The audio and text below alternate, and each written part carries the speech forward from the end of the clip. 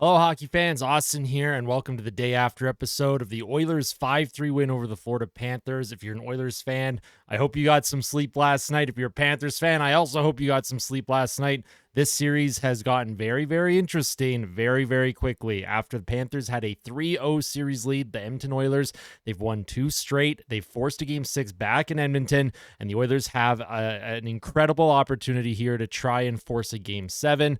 As improbable as it might seem, for those of us that watched games 1 through 3, the series was a little bit closer than I think the series showed. Florida was up 3-0, definitely could have been 2-1 either way, in my opinion. I thought the Oilers played good enough to win in 2 of those games. Some defensive breakdowns and goaltending was a huge difference, but now the Oilers, they've managed to find a way to solve Bobrovsky, and the Florida Panthers last night, they were down 4-1 before they really started to push the pace. And it was just a little too late for them. Stuart Skinner, he's managed to get into a bit of a groove here.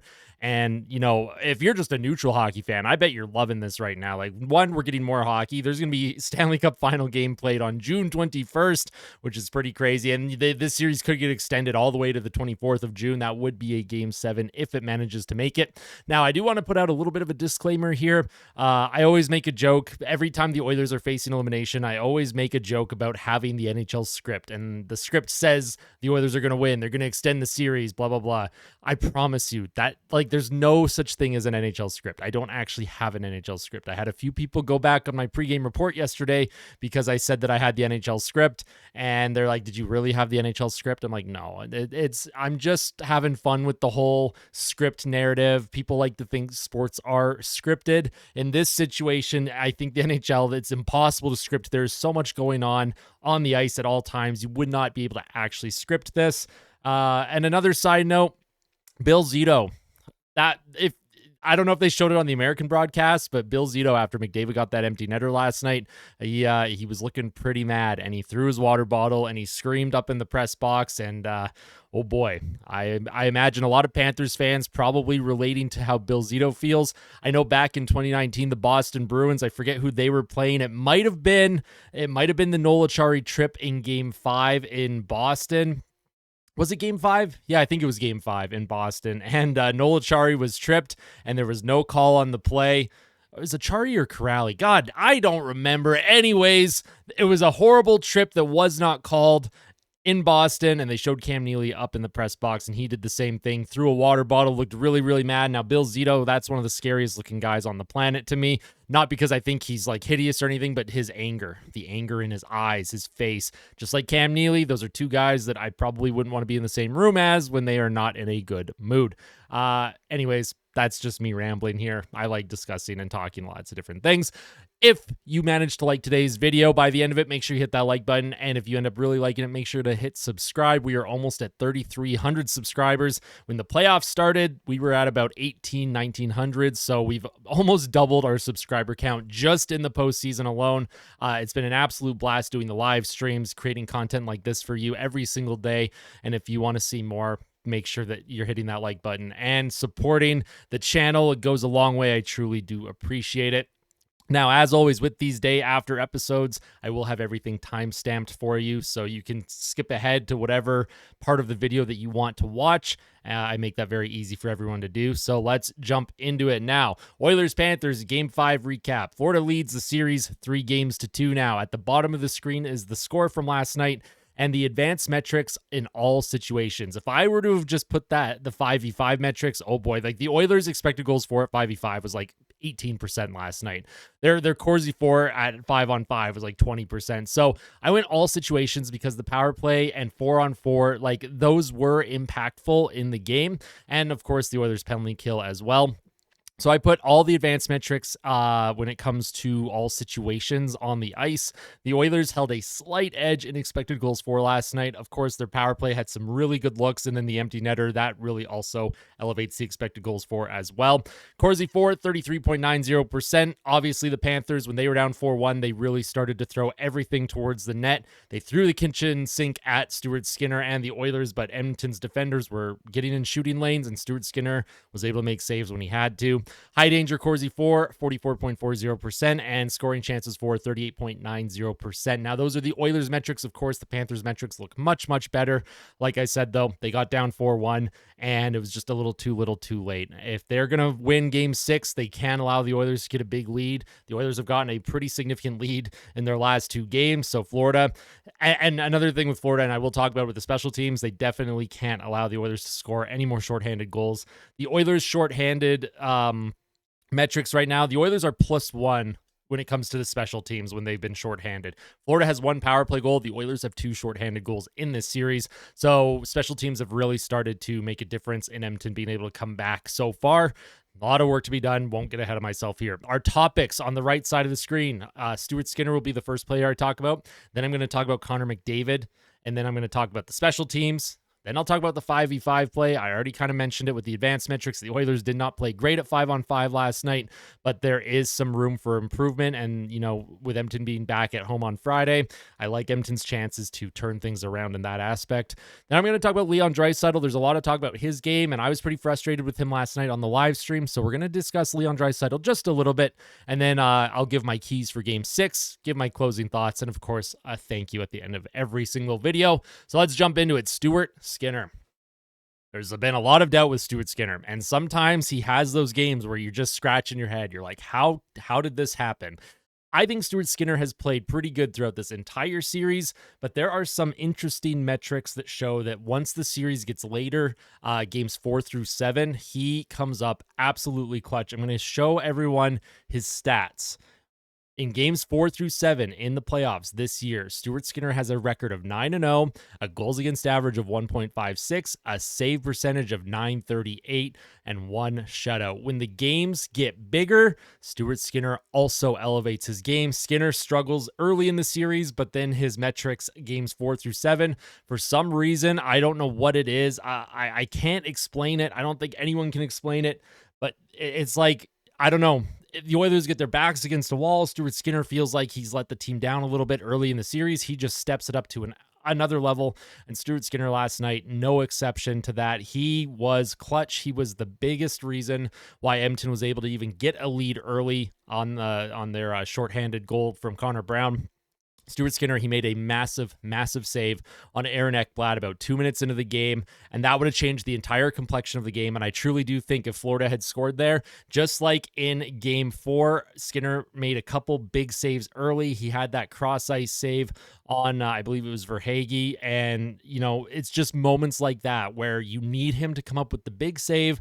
He's giving the team the big save right now, and none of the goals against him last night were his fault. You had that horrible defensive breakdown on Florida's first goal. That was Tkachuk. He walked in.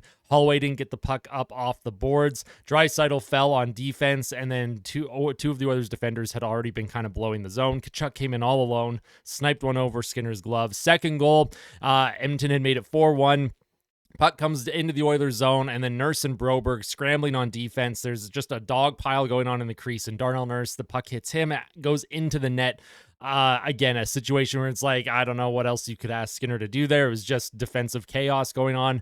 And then the third goal against in the third period, Ekman Larsson, an absolute beauty of a slap shot in the high slot, off a pass from Matthew Tkachuk to make it 4-3. But after that goal, Skinner locked it down. The defense locked it down. Now, Florida, they had a lot of shot attempts, and they did control the puck a lot. They had a lot of offensive zone time. They had almost double the offensive zone time than the Oilers did. However, I felt like Edmonton, just like in their series against Dallas and Vancouver, when those teams were getting a lot of zone time, they weren't getting a lot of inside lane shots, and I felt the Oilers were doing a pretty good job at bending, and like they bent a lot. Like I'm talking like really bent.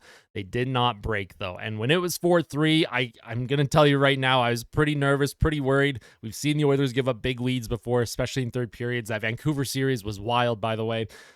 And my heart rate on stream, I think towards the end of the game, it was sitting at around 160 beats per minute. If you tuned into the live stream, you can let me know. I have not gone back and watched the VOD yet, the video on demand. I know it hit over 160 because I glanced over at my screen that has my OBS streaming software, and I saw the heart rate at least 160. It might have got higher. My heart was beating out of my chest, but Stuart Skinner, he's finding a way to just keep things calm right now for the Oilers. He's making the big saves.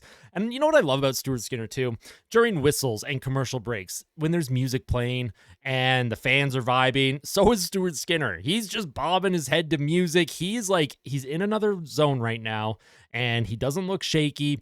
And he's giving the team big saves. And where a lot of players struggled for Edmonton last night, especially in the 5-on-5 play, Stuart Skinner was bailing them out. And as an Oilers fan, that's all we asked for. I said in the pregame report, all he has to do is have a 900 save percentage, and it gives the team a chance to win. His save percentage last night, I think, was 906 or 907, and that's what you want, right? He makes big saves too, like humongous saves. So Stuart Skinner has been unbelievable so far in the Stanley Cup Final. He's instrumental in allowing Edmonton to get themselves back into the series, and he's going to have to be even better. And I know it's hard to ask even more from him. He's going to have to be even better in Game 6. The Florida Panthers, we're not sure if they've completely emptied their tank trying to get that win on home ice for the Stanley Cup. Now they're coming back to Edmonton, and who knows what's going to happen. Obviously, scoring the first goal is absolutely key here. It's absolutely key. And for Florida, they've given up a shorthanded goal at the beginning of both games, within the first 5 minutes of both games. Game 4, Janmark scored off a pass from Connor Brown. In Game 5, Brown scored on a shorthanded breakaway where Barkov and Montour kind of just... Did they give up? I don't know. Bobrovsky didn't look very happy. He was looking around at a couple of his players like, I don't know about this. So, Florida just needs a little bit more. Obviously, if you're a Panthers fan, probably pretty frustrated right now. You want to close this thing out. The players want to close this thing out. The coaching staff, Bill Zito wants to close this thing out. Bill Zito came down to that locker room before Game 6 and said, you better close this out. I would be pretty scared. I'd want to close it out. So, obviously, Skinner, instrumental in giving the Oilers a chance to come back. He's going to have to be even better, though. And there's potentially 2 games left in the entire NHL season. We need Skinner to continue to be at this level, and we need him to actually elevate just a little bit more. Because on the other side, Sergei Bobrovsky, he's had 2, I would say, rough games in a row. You can't blame every goal on Bobrovsky. Of course, some defensive breakdowns for the Panthers. You had a puck go off of Hyman. The one goal that I think Bobrovsky wants back is that Connor McDavid goal. The Connor McDavid goal where he came in on the left side, bad angle, just put it under Bobrovsky's legs. Bobrovsky was not even remotely ready for that shot, I don't think. I'm not sure what he was thinking was going to happen, if he thought McDavid was going to go behind the net, if he thought it was going to be centered. Either way, Bobrovsky, he was flat-footed there. He wasn't able to react in time. And speaking of Connor McDavid, he's doing something just absolutely historic right now. Last night, he had 2 goals and 2 assists, 4 points. He's up to 42 points in the postseason, and it would be pretty hard to argue against him winning the Conn Smythe Trophy at this point, even if Edmonton loses in Game 6, because Connor McDavid, it's historic what he's doing. And in today's NHL, I think it's even more impressive considering, you can era adjust a whole bunch of different things. I think Connor McDavid ranks among the top of all time when you era adjust now production in the playoffs. And Connor McDavid, here's another little fun fact. Here's a list of players with multiple 4-point games in the Stanley Cup Final history. Wayne Gretzky and Connor McDavid. Here's the list of players with consecutive 4-point games in Stanley Cup Final history. Connor McDavid, the end. Connor McDavid is the only player in NHL history who has had consecutive 4-point games or more in the Stanley Cup Final, and him and Wayne Gretzky are the only 2 players to have 2 games or more of 4 points in a single Stanley Cup Final. Connor McDavid right now, they went down 0-3, and I felt Connor McDavid played pretty well in games 1 through 3. The production wasn't there, but Bobrovsky, it seemed like he was in the Oilers' heads. Edmonton just couldn't get anything going, but we saw a little bit in Game 3. Connor McDavid was able to get an assist, and we saw maybe something changing here. We saw something change. Actually, McDavid had 2 assists. In the third period, the Oilers were down 4-1. They got a couple of goals in the back half of that third and made it 4-3. And I even said on my live stream that night, and I might have said in the day after discussion as well, the Oilers might have found a little bit of momentum. They might have found a little bit of a crack in Bobrovsky's game. And Connor McDavid, now that he has a couple points, watch out. And Connor McDavid, he followed that up with a 4-point performance in Game 4. He follows it up with an arguably even better performance in Game 5, where the team as a whole was really struggling to get going for large stretches. Connor McDavid, he'd step onto the ice and he led by example, production-wise, leadership-wise. Anyone that says Connor McDavid does not show up and he's not clutch, you're not watching these games. Connor McDavid is doing something that nobody has done since Wayne Gretzky and Mario Lemieux. Connor McDavid, if this series does end up going 7 games, he could very well beat the all-time point scoring record of 47 points in the playoffs, and that is held by Wayne Gretzky. Of course, people will go, "Oh, Gretzky did it in 18 games." Who cares, man? Just imagine, just look at the production of Connor McDavid. He's at 42 points.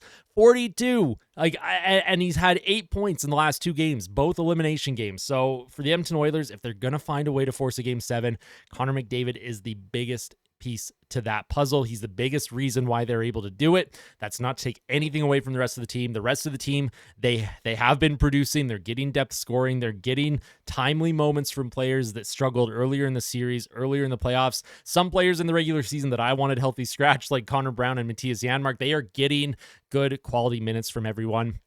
And I think it's right now, it's allowing Connor McDavid, that is allowing him to open up his game and really take things over. And when the Oilers, when they look like they're being pushed a little bit, Connor McDavid goes out and he pushes right back.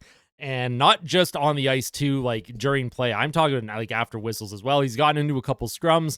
I loved game 4. Bennett was throwing some punches on him. And, Sam Bennett and Connor McDavid, they're childhood friends. And Connor McDavid was laughing hysterically the whole time. Like, you know how scary that is? Like, the Edmonton Oilers in game 4, they're down 3-0 in the series. Sam Bennett is punching him in the face after a whistle, and he's just laughing. If I was Sam Bennett, that's scary, man. Like, I don't like that. Connor McDavid, he looks the best he's ever looked, and slow start to the Stanley Cup Final. There's a lot of pressure, but that pressure, I think, for him is gone. I think the players on Edmonton, they just look more comfortable as the series has progressed. Even in Game 3 when they lost 4-3, they were down 4-1 in the third. They did not give up. That was pretty instrumental. If the Oilers come back and force Game 7, I'm going back to that third period in Game 3. Connor McDavid's play. Brober got a goal. I'm looking back on that specific game and that specific period where the Oilers almost came back, and I think it gave the team life. It gave them a sense of belief. Like, we can do this. And there was a lot of talk about Chris Knoblauch after Game 3. He said that he's shown that the Oilers can beat Florida, and everyone memed that to hell. Everyone made fun of Chris Knoblauch because the Oilers at that point were 0-5 against Florida, if you include the regular season as well. So there's a lot of people being like, well, you haven't proven that you can beat them because you have not beaten them this year. But I think what Chris Knoblauch meant was the team has been good enough in stretches where he felt like they could have won. And in that third period, there was a sense of belief. That belief hit a level, and Connor McDavid has allowed the rest of the team to also believe. He has pulled this team throughout the entire season, throughout his entire career. And a lot of people, like I said, there's always memes about the best players in the league. We heard it with Sidney Crosby, the names, people like to say Crosby was a whiner. Sidney Crosby. I hear that with Draisaitl all the time. Leon Draisaitl. It's just like, can we think of something else other than crying? Because, I don't know, man. I think it's it can be funny in moments, but you look at the way Connor McDavid's playing, absolutely clutch. This is one of the greatest single performances in a playoffs in any sport in history in the world. And Connor McDavid right now, he's hit this weird level. He's transcending humanity at the moment. And we're going to see. There's still a lot of work to be done. We're going to see if Edmonton can force a Game 6 at home on Friday. I do expect Connor McDavid to play even better. That's bad news for the Florida Panthers if he continues to play at this level, because now Florida's got to be wondering, well, Connor McDavid, he has 8 points in the last 2 games. How do we contain him? If you start containing McDavid, you're leaving other lines open to possibly produce. So we'll see what happens. That is my little rant on Connor McDavid. He's been so good. I think we're incredibly lucky as hockey fans to witness his play, whether you're an Oilers fan or not. Just trying to enjoy what Connor McDavid is doing out there. Every single moment, it is magical. It is historic. I'm a hockey fan first. If Connor McDavid was on the Florida Panthers and I was an Oilers fan and I was witnessing this, I would just be awestruck. When I watched Sidney Crosby for a lot of his career, awestruck every time he was out there. Alex Ovechkin, he's probably going to break the all-time goal scoring record, and I am going to be awestruck. I love witnessing these historic moments as a hockey fan, and hopefully the Oilers have a little bit more history to give us for this incredible season that they've had. At the moment, it's not done yet.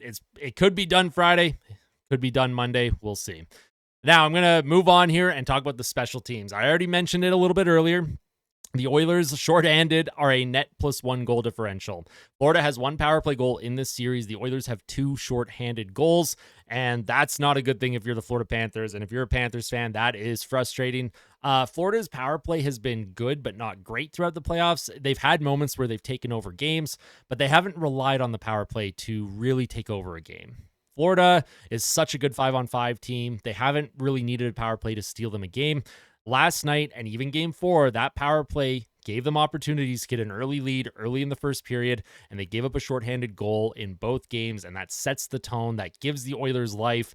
And if you're the Panthers, you're just gripping the stick now at this point. And every time Florida gets a power play, they're just not able to properly set up. The Oilers have been aggressive, but I think there's like a mental factor going on with their own power play now, and the Oilers sense blood every time Florida has the puck. The Oilers look comfortable, Skinner's locked in, and Florida, they're just doing a little bit too much with the puck on their special teams. And when we talk about the power plays here, the Oilers, they were able to score 2 last night on the power play. I believe they were 2 for 4 or 2 for 5. A couple of those power plays were pretty short, though. The Nugent Hopkins negated a power play with a high stick. And then, of course, Zach Hyman had that pick play at the blue line. There were a lot of Oilers fans in the live stream chat last night, really mad at that call on Zach Hyman. They didn't think that it was an actual penalty. I'm going to tell you right now, as an Oilers fan, I have seen Zach Hyman pull that type of pick play far too often to have the refs not call it. He's done it a lot. He gets called on it a lot, and he was called on it last night, and it's unfortunate. But Zach Hyman, he's just got to be a little bit better. He's doing that accidentally on purpose, like I'm just trying to skate out of the way, and he ran into me. Come on, Zach Hyman. No, you weren't. You definitely intended to do that. And now, I would say Zach Hyman probably gets away with that 8 out of every 10 times. But he does get called enough for me to call him out on it. And we can call this out, Oilers fans. It is okay that the team takes penalties. It's going to happen. But the penalty kill has been good. The power play was able to score a couple goals last night. I didn't think the power play looked amazing last night. But Connor McDavid, Evan Bouchard, they were able to create plays. You know, Bouchard's bomb that ended up hitting Zach Hyman's leg. And then, of course, Connor McDavid just created magic. McDavid was on a 2-minute long shift. When he came in, he split 4 Florida Panthers players, and then he put it across the ice to Corey Perry, who tucked it into the open net. Unbelievable goal to make it 4-1 at that point for the Oilers. That was the second power play goal of the game for Edmonton. And a lot of Panthers fans, they're pretty mad at the officiating last night.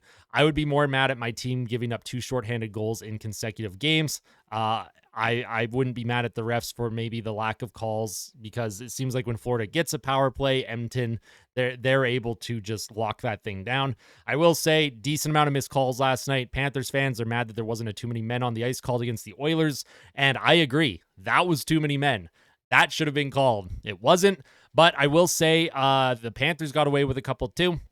Sam Bennett and Matthew Tkachuk both took separate runs at Stuart Skinner when the puck was nowhere near Skinner.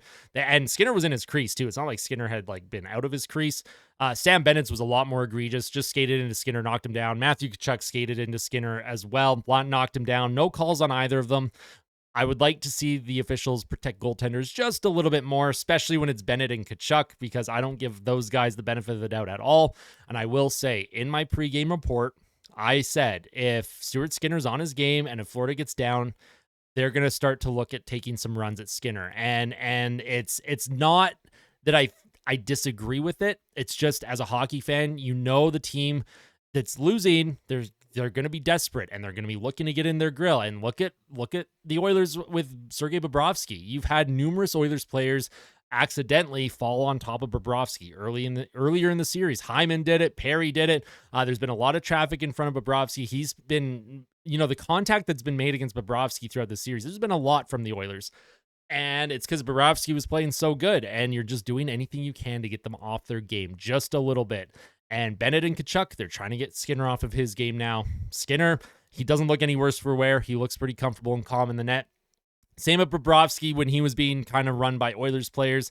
Pretty calm and comfortable in the net. Didn't look like he was shaken. Right now, though, Bobrovsky is a little bit shaken. We'll see how he responds in game 6. I would say 2 rough games in a row for Bob. He gave up 5 goals in game 4, 4 goals in game 5. That's 9 goals against in his last 2 games. Probably the worst 2-game stretch of the postseason for him. I do expect Bobrovsky to play much better in game 6. I expect the Florida Panthers to once again throw everything they can towards the Edmonton Oilers, but special teams has started to make a difference here. Earlier in the series, the Oilers weren't producing on the power play. Now they're getting some power play production, and they're getting timely shorthanded goals. I don't expect shorthanded goals every single game, but the fact that they're getting them is absolutely key right now. So special teams, very, very good for the Edmonton Oilers at the moment. Now, to contrast that, let's talk about the 5-on-5 play. Last night at 5-on-5, holy smokes. I thought for the most part, it was pretty even at 5-on-5 until Edmonton made it 4-1. And I'm pretty sure the Oilers, the rest of the game, had about 5 shots on goal, and they might have had about 6 or 7 shot attempts total at 5-on-5 after they made it 4-1. The Oilers, they did that thing where they kind of sit back, and the Florida Panthers, they got desperate, and they were doing everything they could to tie the game up. I would like to see the Oilers 5-on-5 play improve. For as good as the Oilers were at 5-on-5 in game 4 and game 1, and a little bit in game 3 as well, they need to be better. Last night, not a recipe for success. I think there's a lot of learning moments. I don't know if Chris Knobloch will make any kind of lineup adjustments. Some players just weren't going last night at all, and it was kind of the younger players that weren't really able to get going. Holloway, I felt, struggled. Philip Broberg had probably his worst game of the postseason so far, and it's hard for me to get mad at a guy like Philip Broberg. He has been put into a crazy, impossible situation here, and he has done incredibly well. But I felt Broberg, he struggled. Holloway struggled. The different players just couldn't get anything going. I thought the McLeod line struggled for the most part. But like I said, they bent, they didn't break. Their 5-on-5 play, for the most part, has been pretty decent in the Stanley Cup Final, but the edge is still in the Florida Panthers' favor. And last night, there was no exception to that. The Florida Panthers have played very, very well at 5-on-5, and Edmonton needs to pick it up because they can't just rely on the power play. And being shorthanded now apparently is like super key to the Oilers' victory. If Edmonton wants to force a game 7, they're going to have to get some goals at 5-on-5, more goals at 5-on-5 than the Florida Panthers, and more chances. And they're going to they need to find a way to suppress chances and shots. I know they're blocking a lot, and I know Florida didn't get the inside lane a whole lot last night. A lot of that's by design. A lot of it is players getting into shooting lanes, and I love to see that. But I'd like to see Edmonton make a few clean passes in a row and have a proper breakout. Game 4, they were able to stretch the ice, attack Florida off the rush. Last night, they were trying to do it, but Florida made an adjustment, and that neutral zone was clogged up completely, and Florida was still able to attack with tons of pressure and tons of aggression. And the Oilers defenders, they were struggling at just making a simple 5-foot pass. Their forwards, they were coming back and supporting, but they were also not helping with the puck movement. There was a couple plays with Draisaitl last night. I couldn't believe it. He gets the puck and he's being pressured, and his defenseman's being pressured, and instead of maybe just holding the puck along the boards or turning, looking for some help, he puts his defenseman in a bad spot by just shoveling the puck towards them. And then Florida, they go on the attack, they take the puck, and then they get a cycle game going. Edmonton, just in general, that's just one example. As a whole, they need to play better 5-on-5. Florida last night, they could smell blood in the water, and they almost pulled off the comeback because of how good they were at 5-on-5 and how much Edmonton was struggling at just making a simple pass. Make your simple 5-foot pass. If you don't have it, circle back if you need to. High flip into the neutral zone if you need to. And just be smarter. Be a little bit smarter. They need to, just control the puck a little bit better. And there's a lot of credit to be given to the Florida Panthers because they got back to their game. That's the best I've seen Florida play at even strength in quite a while here in this series, probably since game 2.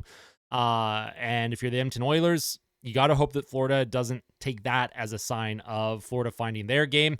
I mentioned the Oilers. They got belief and life at the end of game 3. Well, Florida, you could argue maybe they have the same type of life and belief system at the end of game 5 where they were able to get back on their game. So Edmonton's got to watch out for the Florida Panthers in game 6, especially early. There's going to be a bit of a storm there. I know the Oilers faithful, the crowd is going to be loud. It's going to be exciting. Edmonton's got to get the first goal in game 6. That is going to be key, and it's got to be 5-on-5. Next player I'm going to talk about, Leon Draisaitl. And again, this is someone that I mentioned a little bit already in this video. Draisaitl's struggling. It's no secret he's struggling. He had two assists in game 4. Last night, he really struggled, though. He didn't look great on the power play, wasn't able to get any good looks, and it's his passing that is really being, exposed at the moment. And Draisaitl, one of the best parts of his game is his playmaking. He's known as one of the best, if not the best passer in the NHL. But last night, oh boy, he was struggling. He could not make a 5-foot pass to save his life. His stretch passes were going in front of players. They were missing players. He was putting pucks in guys' feet. And some people are like, well, the ice quality sucked. It doesn't matter. Both teams have to deal with the ice. The Florida Panthers, they were able to make plays. Draisaitl was not able to make plays.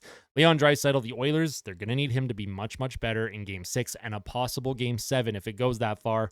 But for Leon Draisaitl, he has an opportunity to reset here and have the best 2 games of his life coming up. But he's got to really turn it up here. He's got to be better. He's got to be more of a leader. He can't keep putting guys in positions to fail. Quit putting the puck in guys' feet. And if you see your defenseman being pressured by a Florida Panther forward, don't give him the puck. What are you doing? You're just creating a lot of havoc. It seemed like every time the Draisaitl line was out on the ice last night, they were just all discombobulated. So Leon Draisaitl, we've seen better. We know he's better. I'm not using injuries as an excuse. We know he's probably dealing with one or more ailments. I don't like to speculate on that. We know he was injured early in the Canucks series with his back or lower body. I don't know what they'd end up calling it. And we know that he had something going on with his hand. He had a shot block in that Canucks series. He played okay in the Dallas Stars series. He didn't look nearly as awful as he did in that series, but in this one against the Florida Panthers, Leon Draisaitl, he's just not. There's something going on there. He's not playing well enough, in my opinion, and they might have to shelter his minutes just a little bit. I don't want him loaded with Connor McDavid because it's better to have them separated, but you might see them play them a little bit more together periodically just to shelter him just a smidge, just a little bit. And I will say for Leon Draisaitl, he's probably dealing with one or more ailments, considering he's not really reverse hitting people anymore. That's one of his things that he likes to do. He likes to reverse hit players, reverse check. I haven't seen him be physical at all the last couple of games. So for Leon Draisaitl, his biggest asset is how he sees and thinks the game. He's able to, Connor McDavid, he speeds the game up. He's able to play hockey at a speed that nobody else can even comprehend.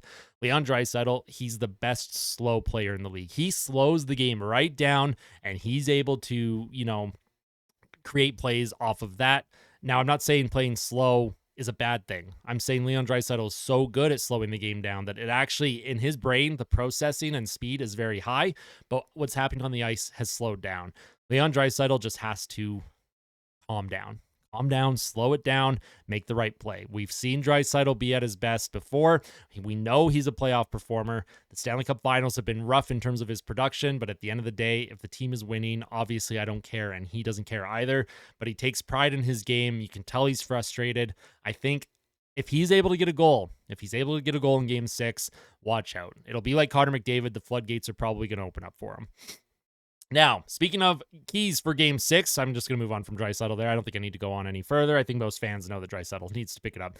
Keys for Game 6 for the Edmonton Oilers. I kind of mentioned it already. They need to make better passes, better puck decisions, control the puck a little bit better in their own zone. They were good at stretching the ice in Game 4. They weren't as effective at stretching the ice in Game 5 because Florida, they did make an adjustment, and credit to Paul Maurice and the coaching staff. But for the Edmonton Oilers, you still want to try and stretch the ice as much as you can and alleviate pressure as quickly as you can, because Florida, they come in with their 3 forwards and they are so aggressive. They're so mobile. The Edmonton Oilers right now for Game 6, they've just got to make quick, smart passes, and they've got to get back to their game. They were able to get a little bit of a cycle game going last night, but the Oilers are effective when they're able to skate through the neutral zone with speed. Florida is very good at preventing that. So if Edmonton can find a way to stretch the ice a little bit, find lanes to put a puck and get players in there with speed, that is a huge key. Of course, another key will be their 5-on-5 play. They have to improve 5-on-5. They can't give up nearly as many opportunities as they did in Game 5, and they need to put a little bit more towards Bobrovsky. Of course, we know Bobrovsky, he's been beaten now. He had 4 goals against last night, 5 goals against in Game 4. He is human. He is mortal. The Oilers have found a way to crack that, and they need to make sure they get on him as early as possible in Game 6. The earlier and sooner Edmonton can get on him, plant that seed of doubt, and then continue to play and push their game, that'll be absolutely key. And of course, special teams, huge. If the Oilers manage to get a power play or two, they need to take advantage of it. If Florida gets a power play or two, which is obviously likely, both teams are going to get a couple power plays. That's how the NHL works. Penalty kill needs to continue to be the best it's ever been. It is still the best in the entire postseason. They need it to continue to be the best. If Edmonton finds a way to win on Friday and force a Game 7, their 5-on-5 play, their penalty kill, their power play, their goaltending, it all has to be the best it's ever been. It's a lot to ask for a team that has gone through a lot. The highs and lows, they've been pushed up against a wall. They've the adversity that they have faced, well, it's nothing like they're going to face in Game 6 coming up on Friday, so we'll see if they're able to find a way to extend this series a little bit. That's all from me today. I hope you enjoyed today's video. A little bit lengthier, but I do like these day after discussions. It allows me to take my thoughts from the previous night. I do sleep on them, and then I'm able to talk a little bit more at length different topics here. As I said, everything will be timestamped, so pick and choose where you want to jump to in the video. If you like today's video, make sure you hit like. If you really liked it, make sure you hit subscribe. Tell all your friends and family. If you think that they would enjoy my content, make sure that you are sharing this all over social media. And of course, tell someone that you love them. That is most important. And as always, fight like a kid. Fight like Ben, the Ben Stelter Foundation. I wear their wristband every single day. Something that I support a lot. I always have the link to the Ben Stelter Foundation in the description of all my videos. You can check them out if you would like. Cannot thank everyone enough for their support. It truly means the world. The fact that we're almost at 3,300 subscribers, the fact that we've almost doubled our subscriber count just in this one playoff run, it's just wild to me. So I will have another video up tomorrow. Don't know what it's going to be quite yet, but I am planning something for tomorrow's day off. And then, of course, Friday morning, I'll have a pregame report. Friday night, I will be live streaming Game 6, live stream commentary, live chat. It's going to be so much fun. I cannot wait. I hope you all have a wonderful, wonderful Wednesday, Oil fans and Panthers fans as well. Good game. Firm handshakes. I always say ham. Why do I always say ham shakes? Oh my God. I'm going to have to actually just get like a picture of a ham and put it on screen every time I mess that up. Have a wonderful day, everyone. Thank you for tuning in. Truly means the world. We'll see you soon. And of course, let me know all your thoughts in the comment section below. I like engaging in discussion with everyone, so I hope to see some friendly comments here. So see you later, everyone. Take care.